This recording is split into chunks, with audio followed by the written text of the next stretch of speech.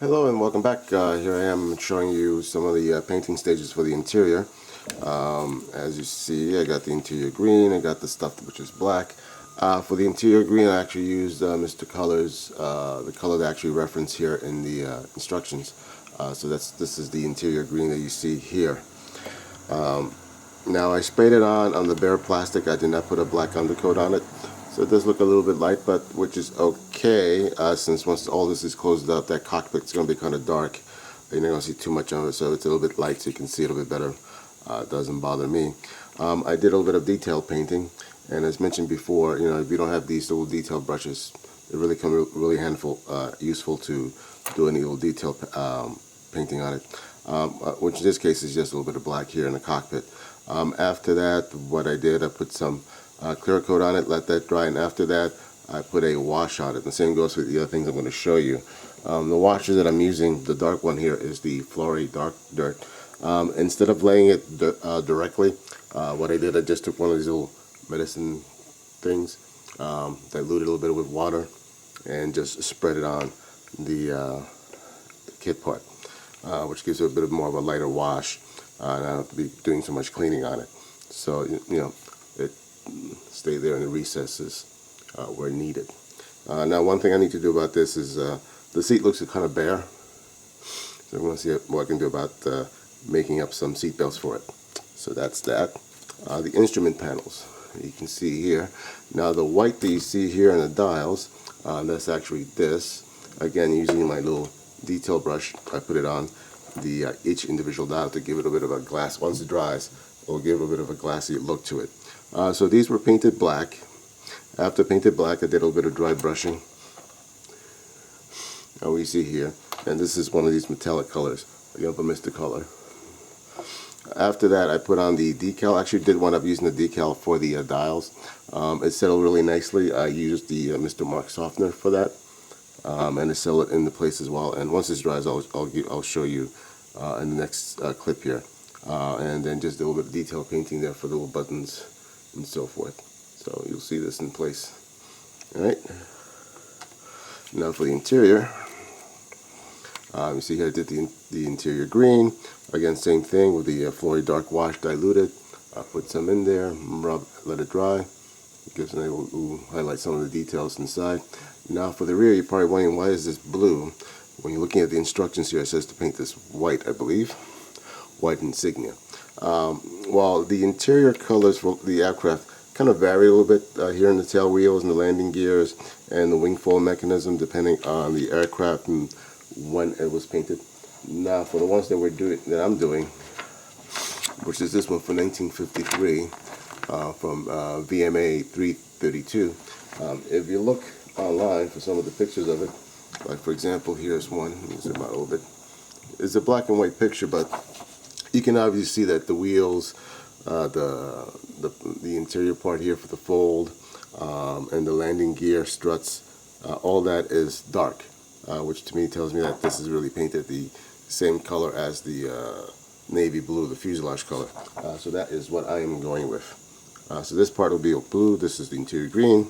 Of course, once all this is sealed up,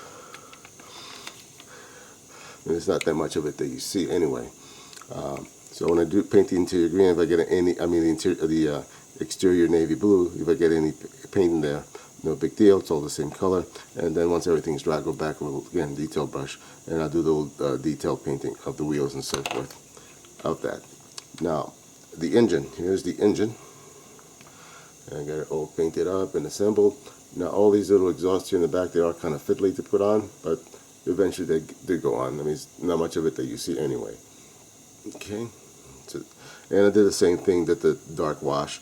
I put it on there, diluted, to bring out some of the highlights in there. Now for the engine, the instructions here tells you to, excuse me, and go back to that page, to add these three parts in here.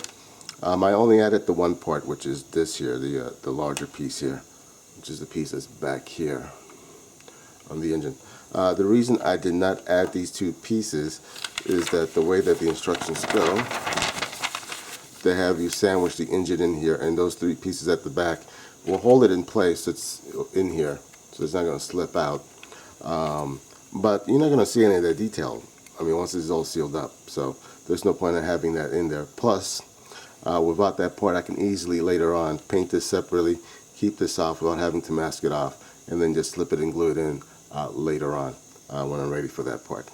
Okay, so that's where I am with this, and I'll be back in a second once the instrument panel is dry and I have assembled the two halves.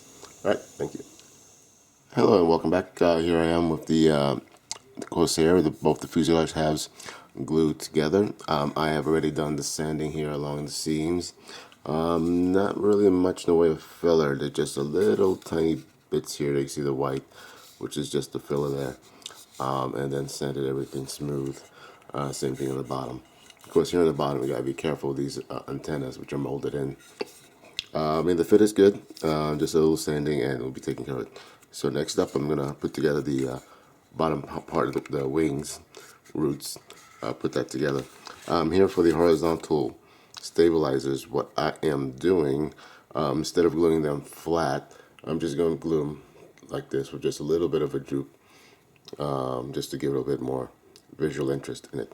Alright, so I'll be right back. Hello. While the wing root is drying up, I'm putting together the landing gear here, and did one, I'm going to do the other. I just wanted to point out a couple of things here.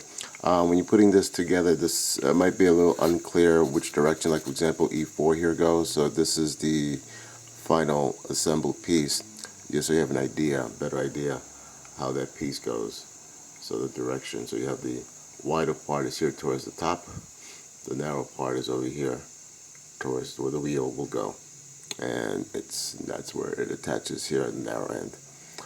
Also, you got these two pieces here. Most kit, this comes as one piece, and you put it together. Here it comes as two pieces. Now, when you're putting it to, which are these two pieces, now keep them. Take note that when you cut them off, you're gonna have the pieces are a little wider, narrower on one end versus the other. So the way that they would go together, I can flip this over, is they would be like that. So you got the two narrow ends together like that, and that's how they attach here. Maybe you can see that. So you got, it kind of narrows off to my left, and narrows off to my left, so they match up like there and meet up there in the middle. Now when you go to attach them here on these points, they're just supposed to snap on to, excuse me, sorry, focus, to these, or you see these holes here, they just snap on there and they stay in place, and then you just glue in the middle, which would be this part right here, and hold it in place. Then you can glue it at the bottom. Now I found that these were a little bit too thick, so I just took the sanding stick right here and just did a couple little swipes on it. Doesn't take much, just to thin it just a hair, literally just a hair, and then I was able to slip on these two pieces, and that was it.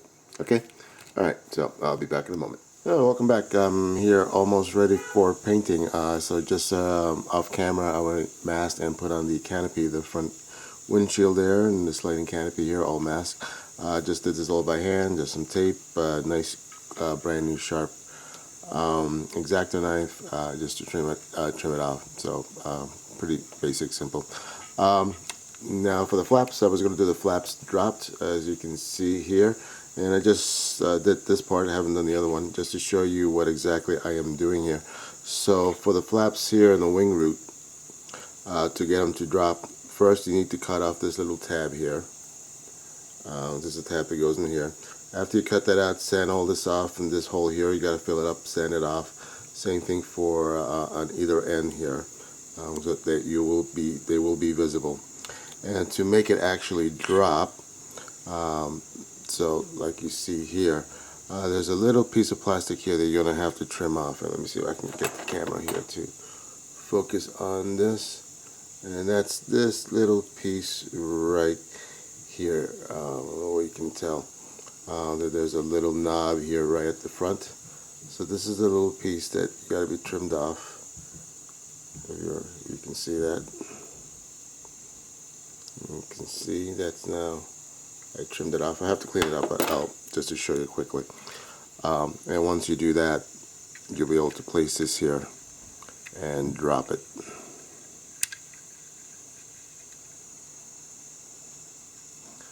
So that by cutting that off, it'll remove the stopper there, so that it will rest like that, and you can have it drop.